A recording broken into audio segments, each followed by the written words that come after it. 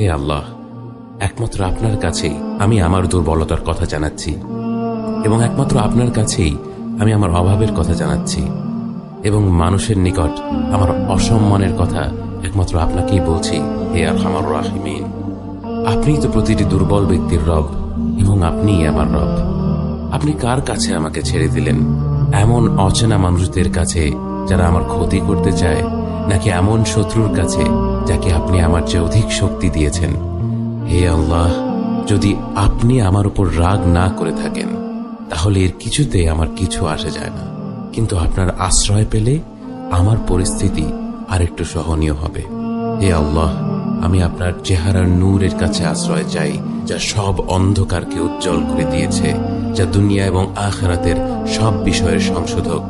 আল্লাহ, আপনার রাগ এবং অসন্তুষ্টি থেকে আমি রেহাই চাই।